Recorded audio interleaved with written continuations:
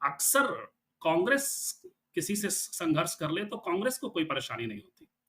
लेकिन जैसे ही कोई ऐसा कोई राजनीतिक दल जो अपनी राजनीतिक मजबूरियों के कारण या अन्यथा अ, किसी तरह से कांग्रेस से टकराव में आती है, तो एक विमर्श चल पड़ता है कि भारतीय जनता पार्टी की बी टीम सी दिखाई दे रही है।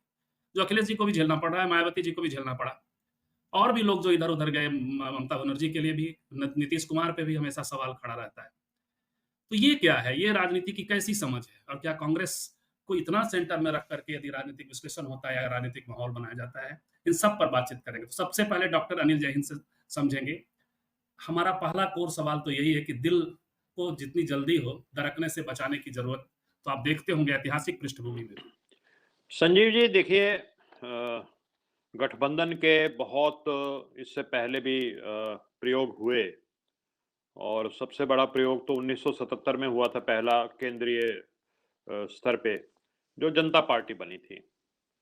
लेकिन जनता पार्टी आपस में जो उसके घटक थे, उनमें बहुत जल्दी ही दरारें आनी शुरू हो गई और वो छिटक गई। फिर लोगों ने कहा भई ये तो जो गठबंधन है ये स्थायित्व नहीं दे सकते और दोबारा से फिर 10 साल तक कांग्रेस का शासन रहा।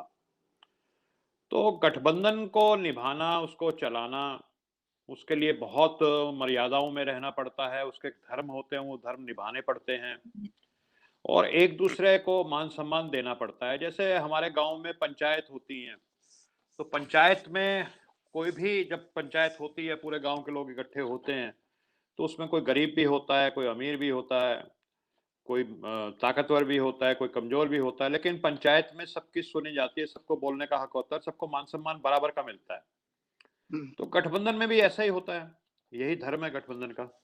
लेकिन जिस तरह का, अगर आप जिस तरफ इशारा कर रहे हैं, जो मध्य प्रदेश का जो प्रकरण है, वहाँ पे जिस तरह से हुआ कि पहले तो इन लोगों ने अखिलेश को एंगेज किया, एक फ़ॉर्मूला बना कि भई जिस सीट पे आप जीते या जहाँ आप बीजेपी के बाद नंबर 2 पे रहे हैं, वहाँ पे आपका अधिकार बनता है। ऐसी 6 सीटें चिन्हित कर ली गई। रात के 1:30 बजे तक वार्तालाप चलता रहा और फिर पहली जो सूची आई, उसमें उन्हीं 6 सीटों का आवंटन कर दिया गया कांग्रेस के द्वारा। तो ये कुछ जमने वाली बात है नहीं, एक तरह से विश्वासघात लगता है। और अखिलेश जी का जो उसमें रिएक्शन था वो स्वाभाविक था। आप सीधा शुरू में कह दीजिए कि भई हमारा कोई गठबंधन नहीं है विधानसभा के चुनावों में। जो इंडिया गठबंधन है वो लोकसभा चुनावों के लिए, बात खत्म। आप लड़िए, समाजवादी पार्टी को जिन सीटों पे लड़ना है खूब लड़े। लेकिन पहले आप उनको एंगेज करते हैं और फिर बिना कॉन्फिडेंस में लिए उन सीटों पे आप अपना कैंडिडेट डिक्लेयर कर देते हैं। तो एक जो स्वाभाविक प्रतिक्रिया है वो आती है और प्रतिक्रिया जब आती है उसके बाद आपके जो कांग्रेस के जो छोटे स्तर के नेता हैं, प्रदेश लेवल के नेता हैं, वो कमलनाथ अखिलेश के बारे में जिस तरह से उनका नाम लेते हैं, तो वो तो मेरा ख्याल ऐसा उन्होंने किसी बीजेपी के नेता के बारे में कभी इस तरह से मैंने तो नहीं सुना कि कभी कमलनाथ ने किसी मोदी के बारे में, अमित शाह के बारे में इस तरह के शब्दों का इस्तेमाल किया हो। फिर उत्तर प्रदेश में जहां कांग्रेस बिल्कुल खत्म है, जहां बार-बार समाजवादी पार्टी ने अमेठी और रायबरेली में बिना गठबंधन के भी कांग्रेस को समर्थन दिया, सीटें वहां छोड़ दी हैं। और उसके बाद ऐसा भी हुआ है कि विधानसभा के चुनाव में 6 की 6 सीटें जो है वो समाजवादी पार्टी की जीतती है अमेठी में, रायबरेली में। लेकिन लोकसभा के लिए छोड़ती रही है, बिना गठबंधन के छोड़ती रही है। तो ऐसे में वहां के जो अध्यक्ष हैं अजय राय, ये उल-जलूल शब्दों का इस्तेमाल करते हैं। और मैंने उसके बाद देखा जो माफ़ी भी माँग रहे हैं, तो वो माफ़ी भी एक तरह से ऐसे माँग रहे हैं जैसे वो बहुत बड़ी चीज़ हो, मैं हाथ जोड़ रहा हूँ। और जिस तरह के शब्दों का इस्तेमाल कर रहे हैं, नसीहत दे रहे हैं अखिलेश को। अरे आप एक छोटी-सी पार्टी के, जिसके 2.23% वोट हैं उत्तर प्रदेश में। आप नसीहत दे रहे हैं वो उस पार्टी के राष्ट्रीय अध्यक्ष को जिसके 37% वोट आए हैं। कह रहे हैं कि आपको बीजेपी को हराने के लिए कांग्रेस का साथ देना चाहिए। अखिलेश को क्या करना चाहिए बहुत ही वो ज़्यादा सरकास्टिक बेहतर था। जानता है। आप मैंने वो कौन होते हैं बयान सुना, नसीहत? मैंने वो बयान सुना और बहुत ही सरकास्टिक था। बिल्कुल, आप सही कह सार्कास्टिक रहे है, हैं। ऊपर से तो आप हाथ जोड़ रहे हैं देखिए। कितनी बड़ी, मतलब आप कितना पाखंड है और कितनी बड़ी नौटंकी है। दिखाने को आप हाथ जोड़ रहे हैं कि मैं माफ़ी माँगता हूँ, मैं मुलायम सिंह जी की बड़ी इज़्ज़त करता था, ये था, वो था। और फिर ऊपर से फिर नसीहत दे रहे हैं आप।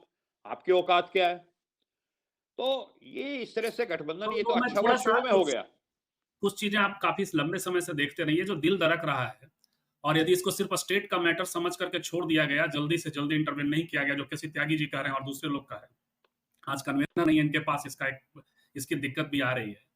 तो बड़ी दिक्कत हो सकती है। मैंने 2-4 एग्जांपल दिया, ऐसी स्थितियों में राजनीति बदल जाती है। इंडिया इंडिया गठबंधन बिखर सकता है। कुछ तो पुराने अनुभव संजय से भी आप बताएँ कि क्या सब संजीव रहा जी पहले? जी। संजीव जी, मैं डे 1 से ये कह रहा हूँ कि इस गठबंधन को सिवाय नीतीश कुमार के, एक तो ये गठबंधन बनता ही नहीं अगर नीतीश कुमार इनिशिएटिव नहीं लेते।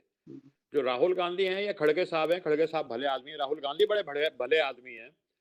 लेकिन उनके साथ उनके ऊपर विश्वास करना, बहुत सारी पॉलिटिकल पार्टीज़ हैं, ना ममता बनर्जी विश्वास करती है उन पे, ना आम आदमी पार्टी के ये केजरीवाल विश्वास करते हैं उन पे। ये नीतीश कुमार का चेहरा है जिसकी वजह से ये इंडिया गठबंधन बना है। और आज अभी भी देखिए, राहुल गांधी ने कोई या मल्लिकार्जुन खड़गे साहब ने अभी तक कोई कमलनाथ को या कोई अजय राय को कुछ इस तरह का उनका बयान आया हो कि भई इन्होंने गलत किया या उनको चेतावनी दी हो या कुछ कहा हो, अभी तक भी नहीं हुआ। तब तो कोई इंटरवेंशन जी, बिल्कुल।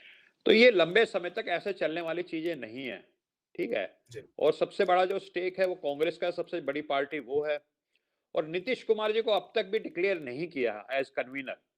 आज तक आपने कोई ऑफिस नहीं खोला, कोई पत्रकार अगर आप इंडिया गठबंधन से की कुछ बात करना जानना चाहता है, वो कहाँ जाएगा? एक ऑफिस तक नहीं खोला आपने दिल्ली में। नीतीश कुमार जी को अब तक कन्वीनर नहीं डिक्लेयर किया जैसी बात चल रही